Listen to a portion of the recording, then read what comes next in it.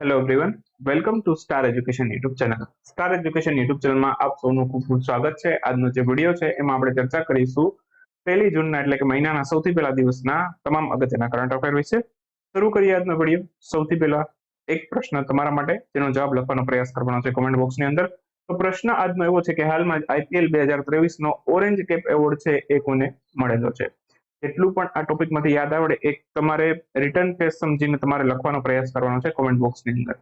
હવે બધું છે ડિસ્ક્રિપ્ટિવ પણ તમારે તૈયાર કરતું રહેવું પડશે. આવનારી પરીક્ષાઓની અંદર છે ડિસ્ક્રિપ્ટિવ પણ આવશે. ક્લિયર? તો પ્રશ્નમાં તમને માની લો કે પર્પલ કેપ એવોર્ડ કોને મળેલો છે. ઓકે, આ ઉપરાંત ઓરેન્જ કેપ એવોર્ડની તો વાત થઈ ગઈ. આ ટુર્નામેન્ટનું ટાઇટલ કોણે જીતેલું છે. જેટલા પણ મેં તમને ટોપિક રિવાઇઝ કરાવ્યા હતા એ બધા તમને યાદ આવવા જોઈએ અહીંયા. ક્લિયર? અને બીજી એક વસ્તુ કે પ્રિલિમ્સમાંથી હવે કરંટ અફેર નીકળી ગયું છે, પરંતુ જીપીએસસીમાં કરંટ અફેર આવવાના છે એને અનુલક્ષીને આપણે બધા કરંટ અફેર તૈયાર કરીએ છીએ. આ ઉપરાંત હાઈકોર્ટ પ્યુનમાં મોટા ભાગનું કન્ટેન્ટ કરંટ અફેરમાંથી હશે. તો એ જુલાઈમાં પરીક્ષા છે. તો આ તમામ પરીક્ષાઓને અનુલક્ષીને તમને કરંટ અફેર અહીંયા સ્ટડી કરાવવામાં આવશે. અને જીપીએસસીની જે પરીક્ષાઓ છે ઓકે એમાં કરંટ અફેર તમને આ ખૂબ જ યુઝફુલ થશે. પાસ્ટ આપણી એપ્લિકેશન છે એમાં કેટલું પૂછાયેલું છે એ બધા જ મેં તમને હોમ સ્ક્રીનમાં બધા પેપરના ક્વેશ્ચન સાથે મેં તમને કઈ ઈ મેગેઝિનમાંથી કયો ક્વેશ્ચન નીકળેલો છે એ બધું પ્રૂફ સાથે મેં તમને આપેલું છે. જે લોકો જૂના સ્ટુડન્ટ છે એને તો માહિતી ખબર જ છે કે ભાઈ આપણા કરંટ અફેરના કન્ટેન્ટમાંથી કેટલું જીપીએસસીમાં આવે છે. પરંતુ જે લોકો નવા છે, જે લોકો પહેલી વાર જોઈ રહ્યા છે, તો એ લોકો માટે તમને જણાવી દઉં, જાણ કરી દઉં કે આપણા કરંટ અફેરમાંથી જીપીએસસી જેવી પરીક્ષાઓમાં પણ ઘણું બધું પૂછાય છે. ધેટ્સ વાય આપણે કરંટ અફેરનું કન્ટેન્ટ જે પીડીએફ ને બધું છે, ટેસ્ટ ને બધું આપણે પેઇડ રાખીએ છીએ. બાકી વિડીયો છે યુટ્યુબમાં ફ્રીમાં હોય છે. ઓકે, અને જે માની લો કે કોઈ કારણોસર હું ટ્રાવેલિંગમાં હોઉં ને કોઈ ગેપ પડી ગયો હોય તો એ બધા વિડીયો છે એ એપ્લિકેશનમાં અવેલેબલ હોય છે, પરંતુ આપણે યુટ્યુબમાં પબ્લિશ નથી કરતા. તો શરૂ કરીએ હવે આજનો વિડીયો. સૌથી પહેલો ક્વેશ્ચન, હાલમાં data security council of India આના નવા અધ્યક્ષ કોણ બન્યા છે. Data security council of India આ નાસ્કોમે આની સ્થાપના કરેલી છે. તો આના અત્યારે અધ્યક્ષ બન્યા છે પ્રમોદ ભાસિન.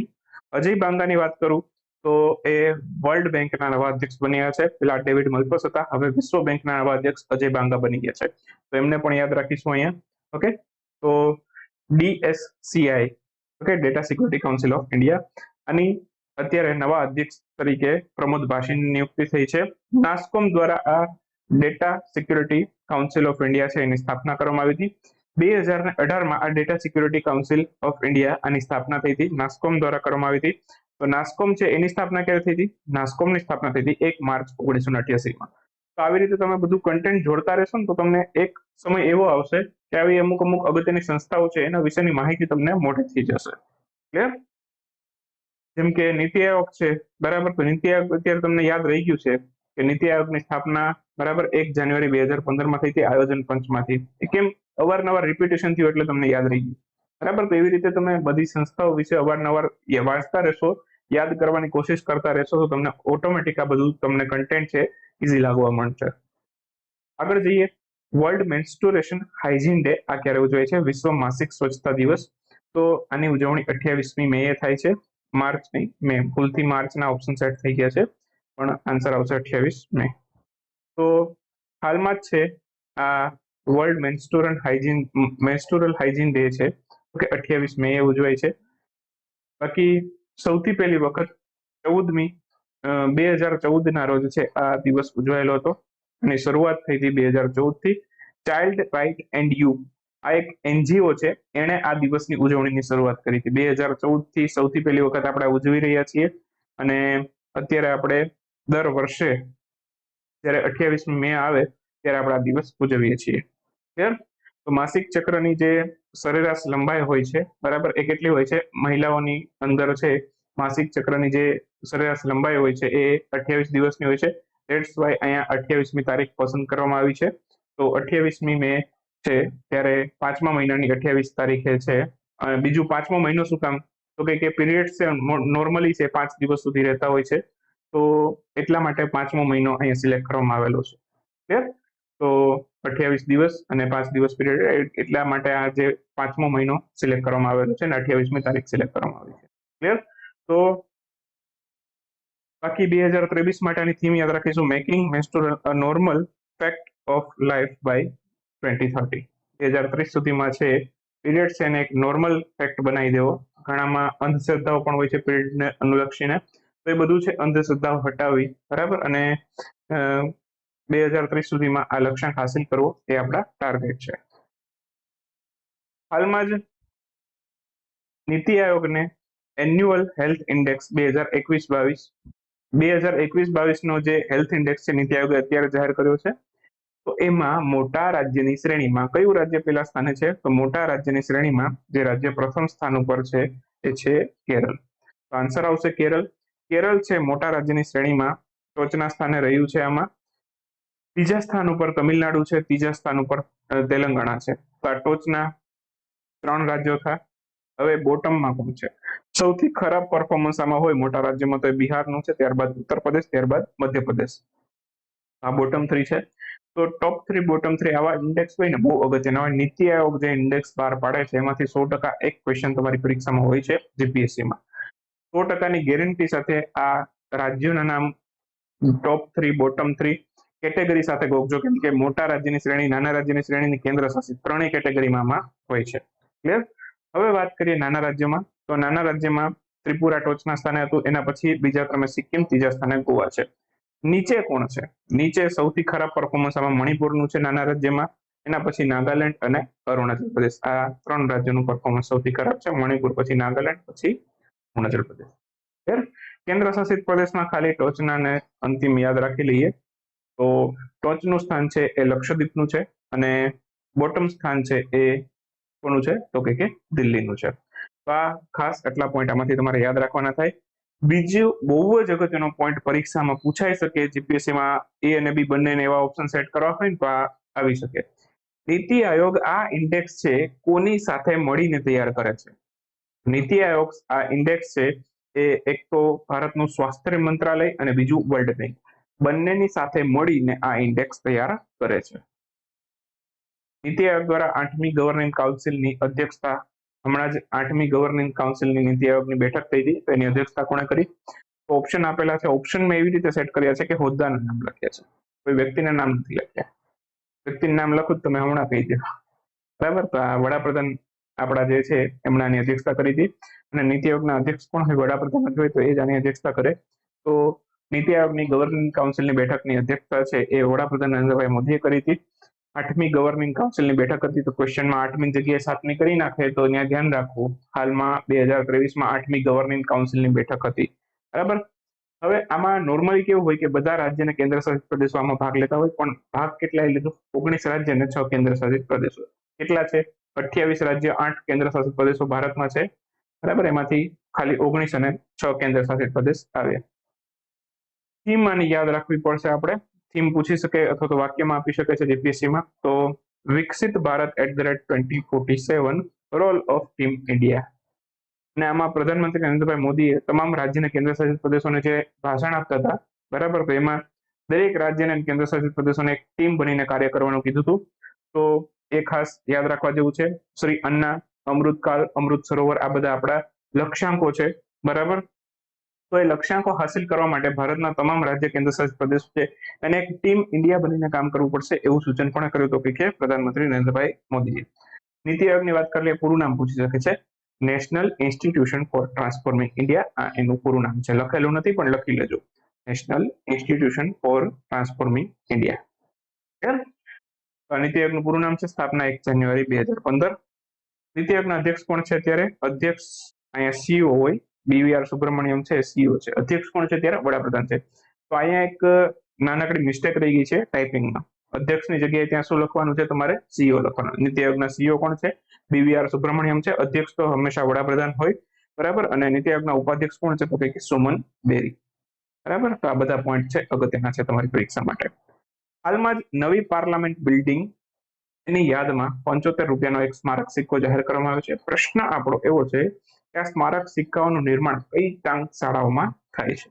ઓપ્શન આપેલા છે તમને, મુંબઈ અને હૈદરાબાદ, કોલકાતા અને નોઈડા, કે પછી એ અને બી બંને, એટલે કે મુંબઈ, હૈદરાબાદ, કોલકાતા, નોઈડા ચારેયમાં થાય છે, કે પછી આમાંથી એક પણ નહીં. તો આ જીપીએસસી જેવો ક્વેશ્ચન છે અને આમાં આન્સર આવશે એ અને બી બંને. આ ચારેય મુંબઈ, હૈદરાબાદ, કોલકાતા, નોઈડા ચારેય સ્થળોએ છે અત્યારે સ્મારક સિક્કાઓનું નિર્માણ થાય છે. તો આ જ્યાં સ્મારક સિક્કાઓ અથવા તો સિક્કાઓનું નિર્માણ થાય, બરાબર, એ વસ્તુને શું કહેવાય? ટાંકશાળા.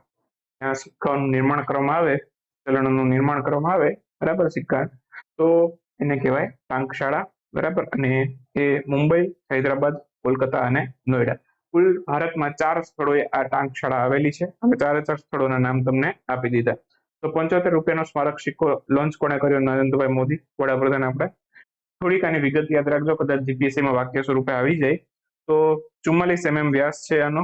ઓકે, ગોળાકાર આકાર ધરાવે છે. 50% આની અંદર ચાંદી છે, 40% તાંબુ છે, 5% નિકલ અને બાકી 5% જસત છે. તો આ રીતે આખો સિક્કો તૈયાર કરવામાં આવ્યો છે 75 રૂપિયાનો. બાકી કેન્દ્ર સરકાર છે 2011ની જે સિક્કા એક્ટ છે, કોઈન એક્ટ, તો એના અંતર્ગત છે 2011નો જે એક્ટ છે એના અંતર્ગત આ સિક્કાની ડિઝાઇન તૈયાર કરે છે. અને ટાંકશાળા બનાવવાની સત્તા પણ આ એક્ટ અનુસાર કેન્દ્ર સરકાર પાસે, 2011નો જે અધિનિયમ છે એની પાસે આ સત્તા કેન્દ્ર સરકાર પાસે રહી છે કે ક્યાં ક્યાં સિક્કા બનશે. તો કુલ 4 સ્થળો છે ભારતની અંદર, મુંબઈ, નોઈડા, હૈદરાબાદ, કોલકાતા, ત્યાં ટાંકશાળાઓની અંદર છે સિક્કા બને છે.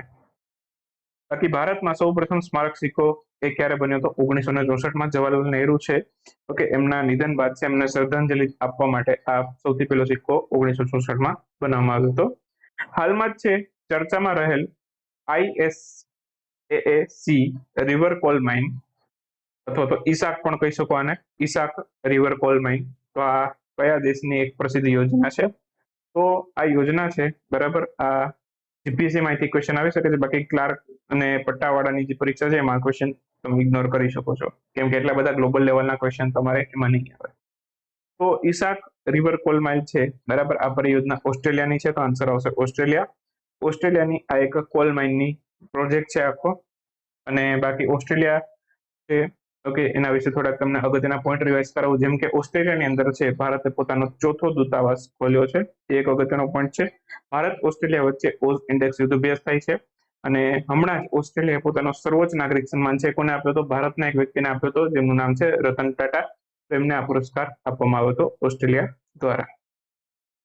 હાલમાં જ એ એલોઇસ સેટેલાઇટ નામ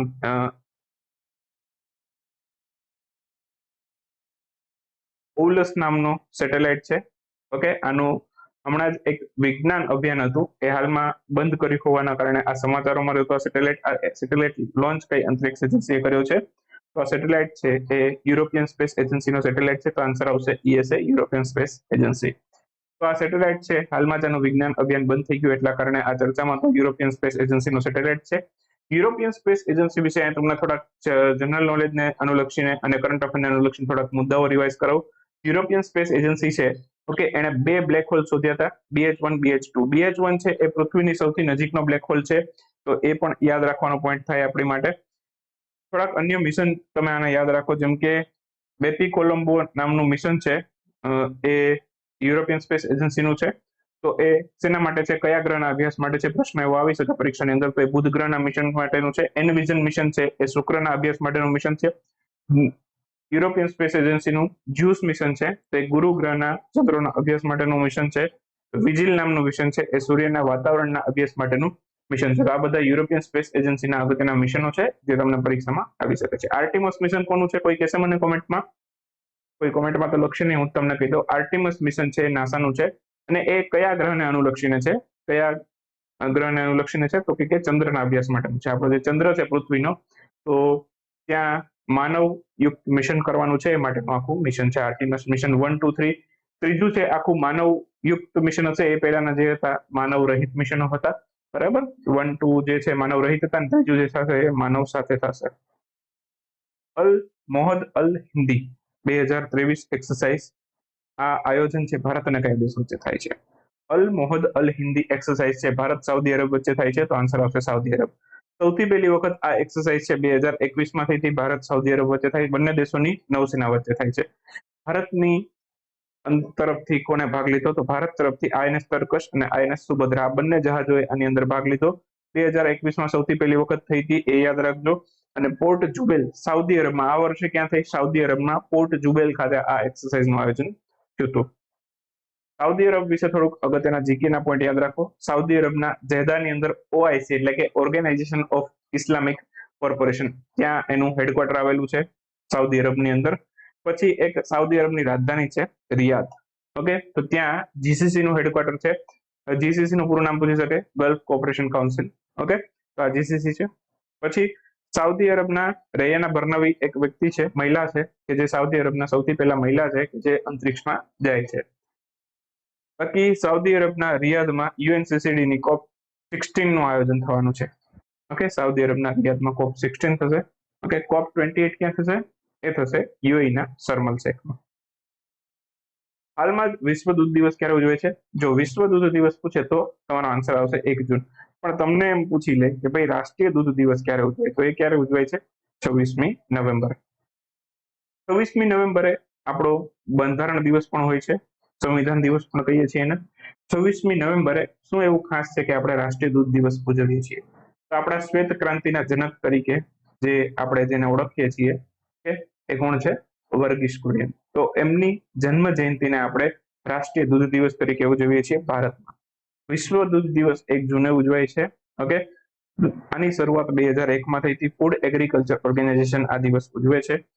બાકી રાષ્ટ્રીય દૂધ દિવસ 26 નવેમ્બર. ફૂડ એગ્રીકલ્ચર ઓર્ગેનાઇઝેશનની થોડીક વાત કરી લઈએ તો પૂરું નામ તો વાત થઈ ગઈ. 16 ઓક્ટોબર 1945માં આની સ્થાપના થઈ હતી. 16 ઓક્ટોબરે વિશ્વ ખાદ્ય દિવસ પણ ઉજવીએ છીએ. મુખ્ય મથક ઇટલીના રોમમાં આવેલું છે. આ બધા આના વિશેના અગત્યના મુદ્દાઓ છે.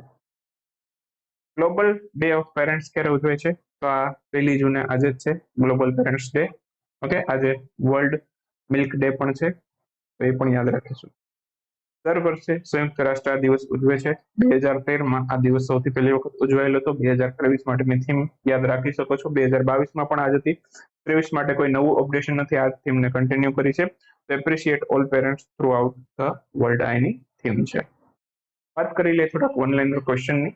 તો સૌથી પહેલો છે, હાલમાં જ ભારતીય નૌસેનાના કયા જહાજે 17,000 સમુદ્રી માઇલનું સફર કરી અને ગોવામાં પરત આવ્યું છે? તો આઈએનએસ તારિણી છે, 17,000ની મુસાફરી કરી, બરાબર, 17,000 માઇલની મુસાફરી કરી ગોવામાં પરત આવ્યું છે. નામ છે આઈએનએસ તારિણી.